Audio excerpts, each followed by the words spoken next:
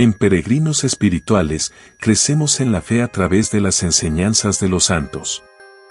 Antes de comenzar te invitamos a suscribirte a nuestro canal, activar las notificaciones y así serás parte de nuestra familia de hermanos espirituales.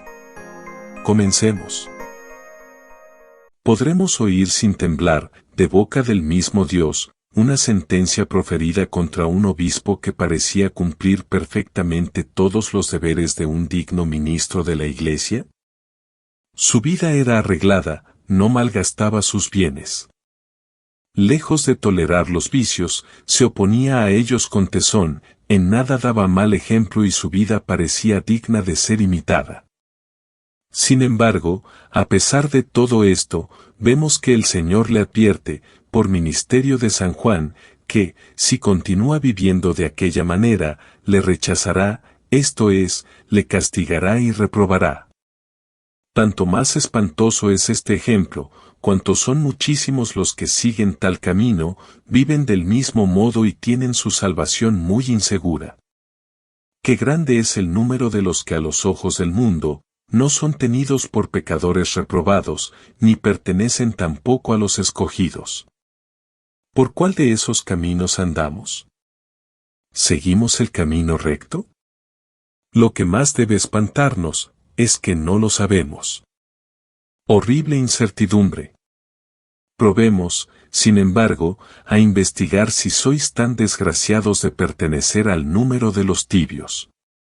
Voy, pues primero, a mostraros las señales por las cuales podréis conocerlo, y segundo si pertenecéis a tal clase, os indicaré los medios de salir de ella. Al hablaros hoy del estado espantoso de un alma tibia, no es mi propósito haceros la pintura horrible y desesperante del alma que vive en pecado mortal sin deseos de salir de él. Esta pobre desgraciada es una víctima de la cólera de Dios para la otra vida. Al hablaros del alma tibia, no quiero referirme tampoco a los que no confiesan ni cumplen la Pascua. Dejémoslos en su ceguera, ya que en ella quieren permanecer. Pero, me dirá alguno, es que aquellos que se confiesan, cumplen la Pascua y comulgan con frecuencia, ¿no se salvarán? Cierto que no todos, amigo mío, pues, si se salvasen la mayoría de los que frecuentan los sacramentos, habríamos de convenir en que el número de los escogidos no es tan pequeño como realmente será. Sin embargo, reconozcámoslo, cuantos tengan la dicha de llegar al cielo, serán escogidos entre los que frecuentan los sacramentos, pero nunca entre los que ni cumplen la Pascua ni se confiesan. Me dirás entonces, si todos los que no se confiesan, ni cumplen la Pascua se condenan, grande será el número de los réprobos. Sí, no hay duda de que será grande. Y por más que digas, si vives como pecador, serás también contado en ese número. ¿Pero no te hace temblar tal pensamiento? Si no llegaste al último grado de endurecimiento, al pensar en esto debieras estremecerte. Dios mío, qué desdichada la persona que ha perdido la fe. Lejos de aprovecharse de estas verdades, esos pobres ciegos se burlarán de ellas, y no obstante, digan lo que digan, pasará lo que yo os anuncio, sin confesión ni cumplimiento pascual, no habrá cielo ni felicidad eterna. Dios mío, qué horrible ceguera la del pecador. No entiendo tampoco por alma tibia, la que quisiera pertenecer al mundo sin dejar de ser de Dios, la que ahora veréis arrodillarse ante Dios, su Salvador y Maestro, y más tarde la veréis arrodillarse ante el mundo, su ídolo. Pobre ciego, el que tiende una mano a Dios y otra al mundo, llamando a los dos en su auxilio, prometiendo a ambos su corazón. Ama a Dios, o al menos quiere amarle, pero también quisiera agradar al mundo. Cansado de esforzarse en ser de ambos, acaba por entregarse exclusivamente al mundo. Vida extraordinaria la suya, que nos ofrece tan singular espectáculo, que uno no llega a convencerse de que se trate de la vida de una misma persona. Voy a mostraros ese espectáculo, de una manera tan clara, que tal vez muchos de vosotros os tendréis por ofendidos, pero ello poco importa, yo os diré siempre lo que debo. Digo que aquel que quiere ser del mundo sin dejar de pertenecer a Dios, lleva una vida tan extraordinaria, que las diferentes circunstancias que la rodean son difíciles de conciliar. Decime, ¿os atreveríais a creer que esa joven que veis en esas partidas de placer, en esas reuniones mundanas, en las que siempre triunfa el mal en daño del bien, entregándose a todo cuanto puede desear un corazón maleado y pervertido, es la misma que no hace aún 15 días o un mes, visteis postrada ante el tribunal de la penitencia confesando sus culpas, haciendo ante Dios protestas de estar dispuesta a morir antes que recaer en pecado? ¿No es aquella misma que visteis acercarse al altar con los ojos bajos y la plegaria en los labios? Dios mío, qué horror. ¿Podremos pensar en ello sin morir de compasión? ¿Creeréis que aquella madre que, hará unas 3 semanas, enviaba a su hija a confesarse y, muy razonablemente, le recomendaba que considerase seriamente lo que iba a hacer, y al mismo tiempo le entregaba un rosario o un libro, hoy la instiga a ir a un baile? Decime, ¿no es esa persona que esta mañana estaba en el templo cantando las alabanzas del Señor, la misma que ahora emplea aquella misma lengua en cantar canciones infames y sostener las más torpes conversaciones? ¿No es este aquel dueño o padre de familia que no hace mucho estaba oyendo la Santa Misa con gran reverencia, como si quisiese emplear muy santamente el domingo, el mismo que ahora está trabajando y haciendo trabajar a toda su dependencia? Dios mío, qué horror. ¿Cómo pondrá Dios todo esto en orden el día del juicio? ¡Ay, cuántos cristianos condenados! Y digo más, aquel que quiere agradar al mundo y a Dios lleva una vida de las más desdichadas. Ahora vais a ver cómo. Ved aquí una persona que frecuenta los placeres o que ha contraído algún mal hábito, ¿cuál no ha de ser su temor mientras cumple sus deberes religiosos, es decir, mientras ora, se confiesa o comulga? No quisiera que la vieran aquellos con quienes bailó, en cuya compañía pasó las noches en la taberna y con los cuales se entregó a toda suerte de desórdenes.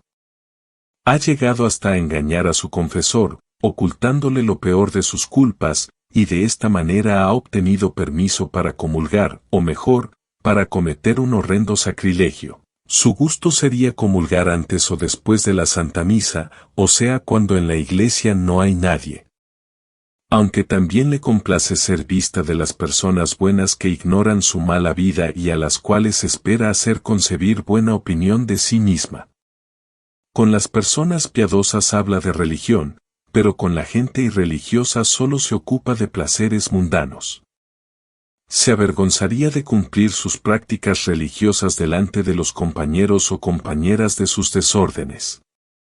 Es esto tan cierto, que un día alguien llegó a pedirme que le diese la Sagrada Comunión en la sacristía, para que no le viese nadie. ¡Qué horror! ¿Podremos considerar sin estremecernos tal manera de proceder? Pero sigamos adelante y veremos los apuros y compromisos de esas personas que quieren seguir al mundo sin dejar tampoco a Dios, al menos en apariencia. He aquí que se acerca el tiempo del cumplimiento pascual. Es preciso ir a confesar, no es que lo deseen, ni que de ello sientan necesidad, antes, a ser posible, quisieran que la Pascua viniese solo cada 30 años. Pero sus padres conservan aún la práctica exterior de la religión y se hallan satisfechos al ver que sus hijos se acercan al altar y casi los fuerzan a confesarse, en lo cual no obran bien, por cierto. Que rueguen por ellos convenientemente, pero que no los inquieten y los hagan llegar así a un sacrilegio. Para librarse de la importunidad de sus padres, para salvar las apariencias, esas personas se confabularán para tratar del confesor de quien mejor puedan esperar, el ser absueltas la primera o la segunda vez. He aquí, dirá uno, que hace ya muchos días que mis padres me están importunando para que vaya a confesar. ¿Dónde iremos, pues?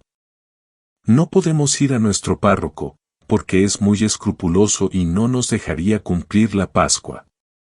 Iremos a ver a fulano. Él absolvió a esos y aquellos que sin duda llevan realizadas más hazañas que nosotros.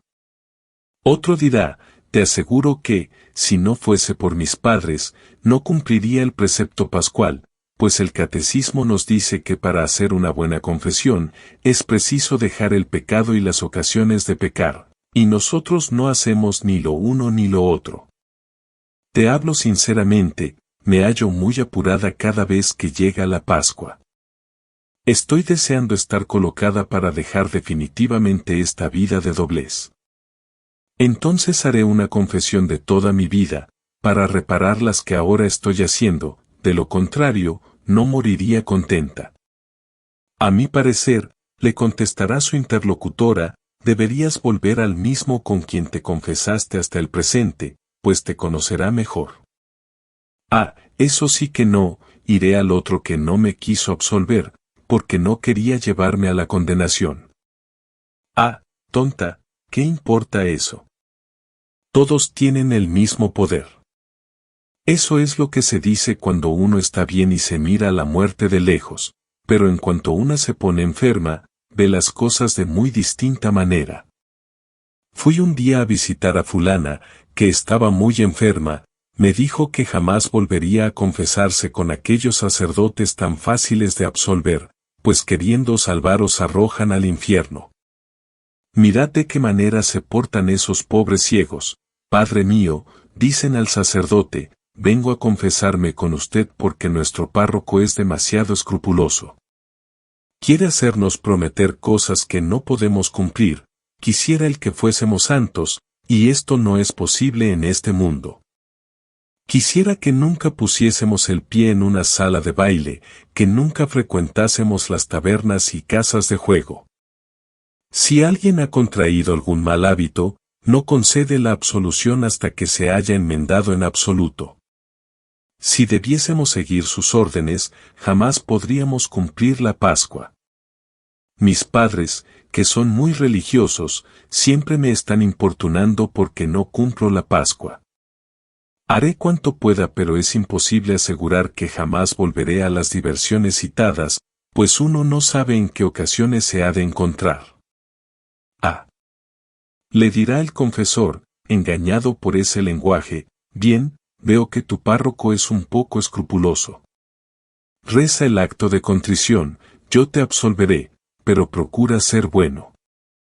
Esto es, inclina tu cabeza, vas a pisotear la sangre adorable de Jesucristo, vas a vender a tu Dios, como Judas le vendió a sus verdugos, y mañana comulgarás, o mejor le crucificarás. Horror. Abominación. Ve, infame Judas, ve al altar, ve a dar muerte a tu Dios y a tu Salvador. Deja clamar a tu conciencia, procura ahogar los remordimientos en cuanto te sea posible. Pero me estoy extendiendo demasiado, dejemos a esos pobres ciegos en las tinieblas donde moran. Pienso que estáis deseando saber en qué consiste el estado de un alma tibia. Pues vedlo aquí. El alma tibia no está aún absolutamente muerta a los ojos de Dios, ya que no están enteramente extinguidas en ella la fe, la esperanza y la caridad, que constituyen su vida espiritual. Pero su fe es una fe sin celo, su esperanza, una esperanza sin firmeza, y su caridad, una caridad sin ardor. Voy ahora a pintaros el retrato de un cristiano fervoroso, esto es, de un cristiano que desea verdaderamente salvar su alma, en parangón con el de una persona que lleva una vida tibia en el servicio de Dios. Pongámoslos uno al lado del otro y podréis ver a cuál de los dos os asemejáis. El buen cristiano no se contenta con creer todas las verdades de nuestra santa religión, sino que además las ama, las medita, busca todos los medios para penetrarlas mejor, le gusta oír la palabra de Dios, cuanto más la oye, mayores deseos tiene de volver a oírla, pues desea aprovecharla, esto es, evitar todo cuanto Dios le prohíbe y practicar todo cuanto Dios le manda. No solamente cree que Dios ve todas sus acciones y las juzgará a la hora de la muerte, sino que además tiembla siempre que le viene el pensamiento de que un día habrá de dar cuenta de toda su vida ante Dios. Y no se contenta con pensar y temer, sino que todos los días trabaja en enmendarse, todos los días inventa nuevas maneras de mortificarse, tiene en nada todo cuanto ha hecho hasta el presente. Se lamenta de haber perdido un tiempo precioso, durante el cual hubiera podido atesorar grandes riquezas para el cielo. Qué diferente es el cristiano que vive en la tibieza. No deja de creer todas las verdades que la Iglesia enseña, pero de una manera tan débil que en ella casi no toma parte su corazón. No duda de que Dios le ve, de que está siempre en su santa presencia, pero, a pesar de ese pensamiento, no es ni más bueno ni menos pecador, cae en pecado con tanta facilidad como si no creyese en nada. Está muy persuadido de que, mientras viva en tal estado, es enemigo de Dios, pero no por eso sale del mismo. Sabe que Jesucristo dio al sacramento de la penitencia el poder de perdonar nuestros pecados y de acrecentar nuestra virtud. Sabe que dicho sacramento nos concede gracias proporcionadas a las disposiciones con que nos acercamos a recibirlo, pero no importa, la misma negligencia, la misma tibieza en la práctica. Sabe que Jesucristo está real y verdaderamente en el sacramento de la Eucaristía, alimento absolutamente necesario para su alma, sin embargo, mirad que poco desea recibirlo. Sus confesiones y comuniones no son frecuentes, solamente se determina con ocasión de alguna gran festividad, de un jubileo, de una misión, o bien va para no distinguirse de los demás, pero no para alimentar su pobre alma. No solamente no trabaja para merecer semejante dicha, sino que ni tan solo envidia la suerte de los que se acercan frecuentemente a gustar de sus dulzuras. Si le habláis de las cosas de Dios, os responderá con una indiferencia que muestra bien a las claras lo insensible que es su alma a los bienes que nos puede proporcionar nuestra santa religión. Nada le conmueve, escucha la palabra de Dios, es cierto, pero no es raro el caso en que le incomode, la escucha con pena, por costumbre, como una persona que cree saber ya bastante y portarse lo suficientemente bien como para no necesitar tales instrucciones. Las oraciones demasiado largas le molestan. Su espíritu está aún absorbido por las obras que acaba de ejecutar o por las que va a comenzar terminada la oración, se fastidia tanto que su pobre alma parece estar en la agonía. Vive aún, pero ya no es capaz de hacer nada en orden al cielo. La esperanza del buen cristiano es firme, su confianza en Dios es inquebrantable. Nunca pierde de vista los bienes y los males de la otra vida, tiene siempre presente en su espíritu el recuerdo de los sufrimientos de Jesucristo, su corazón casi no se ocupa de otra cosa. Unas veces piensa en el infierno, para considerar la magnitud del castigo que el pecado merece y la desgracia de quien lo comete, lo cual le dispone a preferir la muerte al pecado. Otras veces, para excitarse al amor de Dios y para sentir la grandeza de la dicha de quien ama más a Dios que a todas las cosas, fija su pensamiento en el cielo, y se representa la magnitud del premio de quien lo deja todo por Dios. Entonces solo desea a Dios, solo quiere a Dios, nada valen para él los bienes de este mundo, le gusta verlos despreciados y los desprecia él mismo, los placeres mundanos le causan horror. La muerte no le atemoriza, pues sabe muy bien que solo ella puede librarle de los males de esta vida y juntarle con Dios para siempre. Pero el alma tibia está muy alejada de tales sentimientos.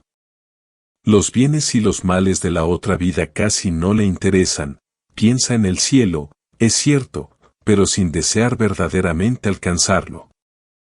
Sabe que el pecado le cierra las puertas de la celestial mansión, a pesar de esto, no procura corregirse, al menos de una manera eficaz, por eso siempre resulta ser la misma. El demonio la engaña haciéndole formar muchos propósitos de convertirse, de obrar mejor en adelante, de ser más mortificada, más reservada en sus palabras, más paciente en sus penas, más caritativa para con el prójimo.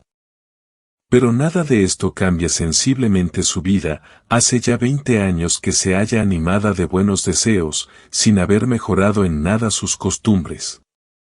Se parece a una persona que siente deseos de pasear en carro triunfal, pero no se digna ni tan solo levantar el pie para subir a él.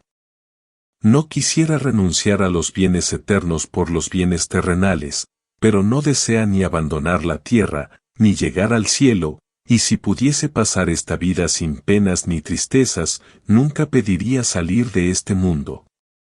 Si la oís quejarse de que esta vida es muy larga y despreciable, será porque las cosas no le andan como quisiera.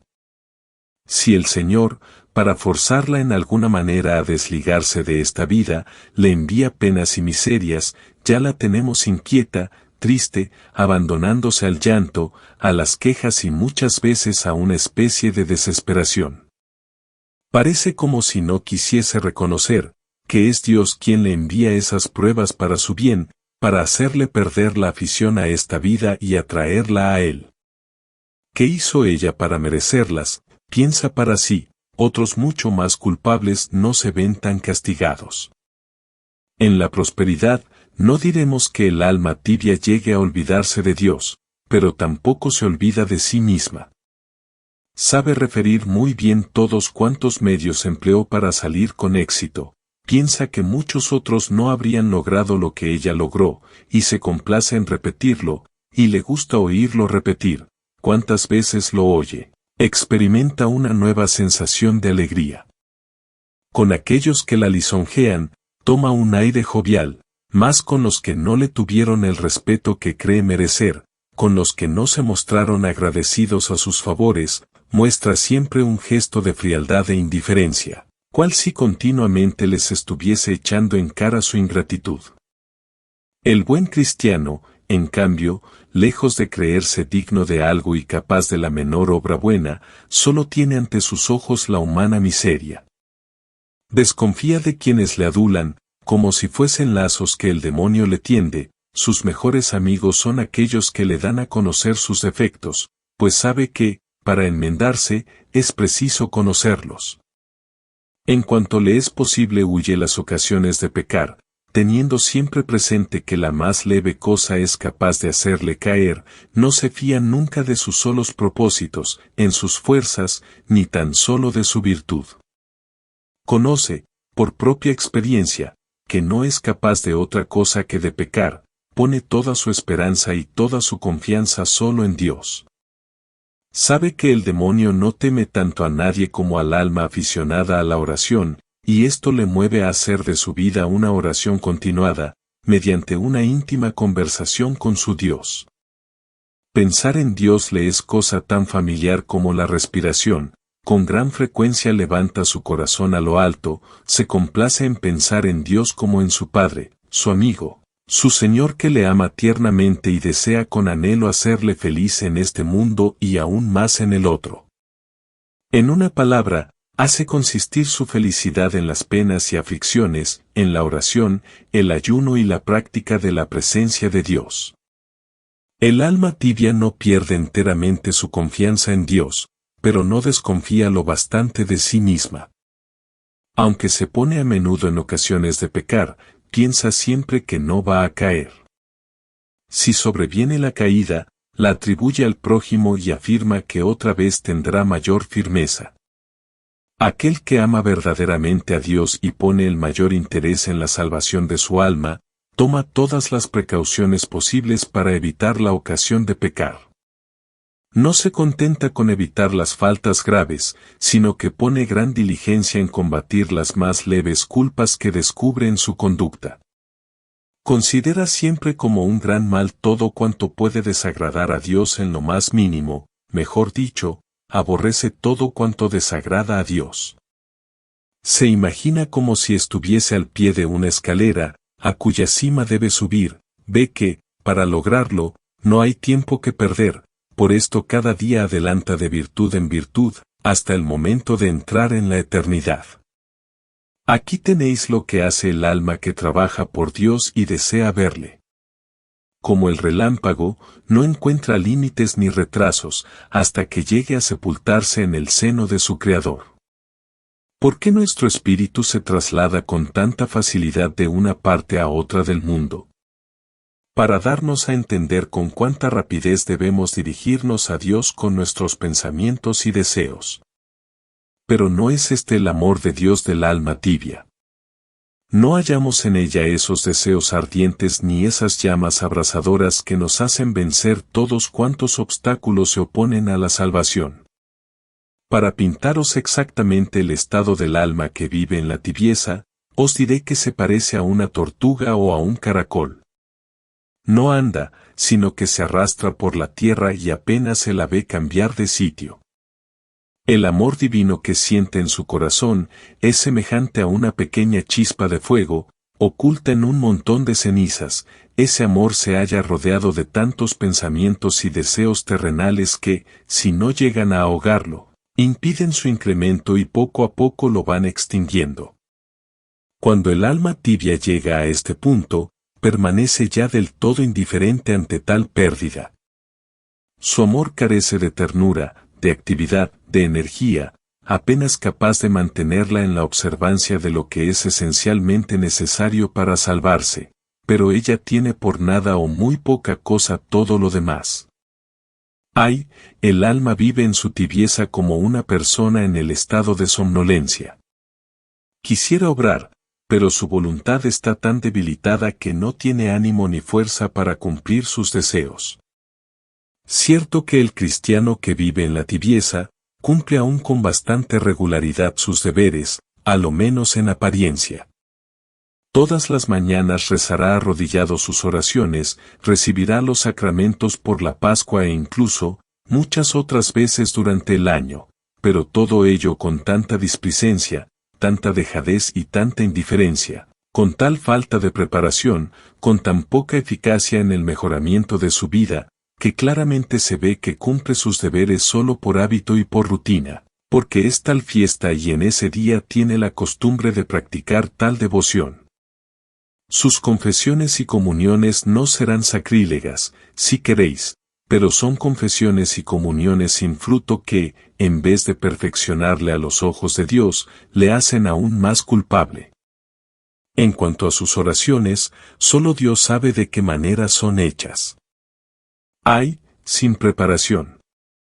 Por la mañana, no es de Dios de quien se ocupa, ni tampoco de la salvación de su alma, sino solamente de trabajar. Su espíritu está tan lleno de las cosas de la tierra que no queda en el lugar para el pensamiento de Dios. Piensa en lo que hará durante el día, donde enviará sus hijos o sus criados, de qué manera emprenderá tal o cual obra. Para rezar se arrodilla, es verdad, pero no sabe ni lo que quiere pedir a Dios, ni lo que le es necesario, ni hasta delante de quién se halla. Claramente lo delatan sus modales tan faltos de respeto. Viene a ser un pobre que, aunque miserable, no quiere nada, se complace en su pobreza. Es un enfermo casi desahuciado, que desprecia los médicos y los remedios y se complace en su enfermedad. Veréis a esa alma tibia no tener reparo alguno en hablar durante el curso de sus oraciones, bajo cualquier pretexto, cualquier cosa se las hace abandonar, si bien pensando que las continuará más tarde. ¿Quiere ofrecer a Dios el día, rezar el Benedicite, dar las gracias? Todo eso práctica, es verdad, pero muchas veces sin saber ni atender a quien habla. Quizá ni tan solo deja su trabajo. ¿Se trata de un hombre? Pues lo veréis entretenerse dando vueltas a su gorro o sombrero entre las manos, como si mirase si es bueno o estropeado, como si quisiera venderlo. ¿Se trata de una mujer? Pues rezará mientras corta el pan para la sopa, echa leña al fuego, o bien yendo a la saga de sus hijos o de sus sirvientas. Las distracciones en la oración no serán del todo voluntarias, si queréis, preferiría no tenerlas, pero, como para apartarlas debe hacerse cierta violencia, las deja ir y venir libremente. El alma tibia quizá no pasa el día del domingo trabajando en obras que los que tienen menos religión consideran como prohibidas, pero no tiene escrúpulo en remendar una prenda de ropa, en arreglar tal o cual cosa de uso doméstico, en enviar los pastores al campo durante la hora de los oficios, bajo el pretexto de que tienen que dar de comer al ganado. Prefiere dejar perecer su alma y la de sus trabajadores a dejar perecer las bestias. Si es un hombre, reparará sus herramientas o sus vehículos para el día siguiente, irá a visitar sus tierras, tapará un agujero, arreglará sus cuerdas, transportará cubos o los remendará. ¿Qué os parece? ¿No es esto lo que sucede en realidad? El alma tibia se confesará incluso todos los meses y quizá más a menudo. ¿Pero qué confesiones? Sin preparación, sin deseos de corregirse, y, si los concibe, son ellos tan débiles que el primer soplo los echa por tierra. Sus confesiones no son más que una repetición de las pasadas, y aún gracias que no tenga nada que añadir. Hace ya 20 años se acusaba de lo que se acusa hoy, dentro de 20 años, si aún se confiesa, repetirá lo mismo. El alma tibia no cometerá, si queréis, grandes pecados, pero, si se trata de una leve murmuración, de una mentira, de un sentimiento de odio, de aborrecimiento, de celos, de un pequeño disimulo, con facilidad los comete. Si no la respetáis como cree ser merecedora, os lo echará en cara so pretexto de que con ello se ofende a Dios, pero mejor diría que es porque ella misma se siente ofendida. Cierto que no dejará de frecuentar los sacramentos, pero las disposiciones con que va a recibirlos inspiran lástima. Encierra a su Dios en una cárcel sucia y oscura. No le da muerte, pero le deja en su corazón sin alegría, sin consuelo. Todas sus disposiciones delatan que aquella pobre alma no tiene más que un soplo de vida. Una vez recibida la Sagrada Comunión, el alma tibia casi no piensa en Dios más que los otros días. La manera de portarse nos da a entender que no se ha dado cuenta de la magnitud de su dicha. La persona tibia reflexiona muy poco sobre el estado de su alma, y casi nunca vuelve la vista hacia el pasado. Si le viene al pensamiento la necesidad de portarse mejor, cree que, una vez confesados sus pecados, debe permanecer perfectamente tranquila. Asiste a la Santa Misa casi como a un acto ordinario, no considera seriamente la alteza de aquel misterio y no tiene inconveniente en conversar sobre cualquier cosa mientras se dirige al templo. Quizá ni se le ocurrirá nunca pensar que va a participar del más grande de los dones que Dios, con ser Dios, pudo otorgarnos. Piensa ciertamente en las necesidades de su alma, pero con debilidad de espíritu, muchas veces se presenta ante su Dios sin saber siquiera lo que ha de pedirle. Durante los oficios, no quiere dormirse, es cierto, y hasta teme que los demás lo adviertan, pero no se hace la menor violencia. Tampoco quisiera tener distracciones durante la oración o la Santa Misa, pero, como ello implicaría cierta lucha, las tolera con paciencia, aunque no las desee. Los días de ayuno casi no los distingue, pues o bien adelanta la hora de la comida, o bien hace una abundante colación, casi equivalente a una cena, alegando el pretexto de que, el cielo no se alcanza con hambre. Al practicar algunas buenas obras, a menudo su intención no es del todo pura, unas veces son para complacer a alguien, otras por compasión, otras hasta para agradar al mundo. Para los tales, todo cuanto no sea un grave pecado resulta aceptable. Les gusta hacer el bien, pero no quieren hallar dificultades al practicarlo. Hasta les gustaría visitar a los enfermos, pero sería preciso que los enfermos viniesen a ellos. Tienen medios de hacer limosna, conocen a las personas que están necesitadas, pero esperan a que se la vengan a pedir en vez de anticiparse, con lo cual sus obras serían doblemente meritorias. En una palabra, la persona que lleva una vida tibia, no deja de practicar muchas buenas obras, de frecuentar los sacramentos, de asistir puntualmente a las funciones, pero en todos sus actos veréis una fe débil, lánguida, una esperanza que a la menor prueba se viene abajo, un amor de Dios y del prójimo sin ardor y sin gusto. Todo cuanto hacen no resulta enteramente perdido, pero poco le falta para ello. Considerad ahora delante de Dios en qué lado os halláis, en el de los pecadores que lo abandonaron ya todo, que no piensan ya en la salvación de su pobre alma, que se hunden en el pecado sin remordimiento alguno. En el lado de las almas justas, que solo ven, y buscan a Dios, que se inclinan siempre a pensar mal de sí mismas y quedan enseguida convencidas cuando se les hace notar algún defecto suyo, que se creen siempre 1000 veces más miserables de lo que opinan los demás, y tienen en nada todo cuanto hicieron hasta el presente. O bien, pertenecéis al número de aquellas almas perezosas, tibias e indiferentes, tal como acabamos de pintarlas. ¿Cuál es el camino por donde andáis? ¿Quién podrá estar seguro de que no es ni pecador ni tibio, sino de los escogidos? Ay, cuántos parecen buenos cristianos a los ojos del mundo pero son tibios a los ojos de Dios, que lo ve todo y conoce nuestro interior. 2. Pero, me diréis, ¿de qué medios hemos de valernos para salir de tan miserable estado? Si deseáis saberlo, atended un momento.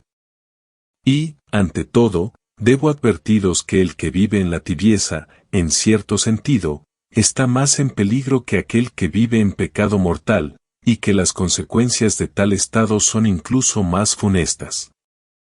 He aquí la prueba. El pecador que no cumple el precepto pascual, o que ha contraído hábitos malos o criminales, se lamenta de vez en cuando del estado en que vive, en el cual está dispuesto a no morir. Desea salir del mismo y un día llegará a hacerlo. Pero el alma que vive en la tibieza no piensa en salir de ella, pues cree estar bien con Dios.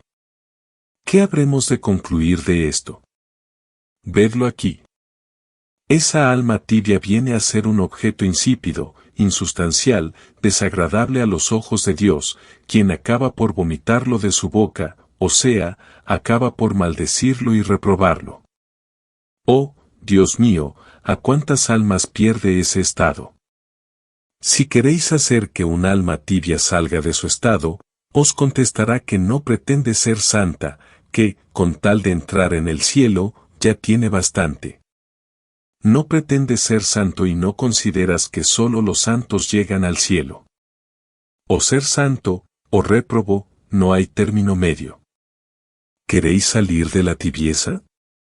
Acercaos frecuentemente a la puerta de los abismos, en donde se oyen los gritos y los alaridos de los réprobos, y podréis formaros idea de los tormentos que experimentan por haber vivido tibiamente y con negligencia respecto al negocio de su salvación. Levantad vuestros pensamientos hacia el cielo y considerad cuál es la gloria de los santos por haber luchado y por haberse violentado mientras estaban en la tierra.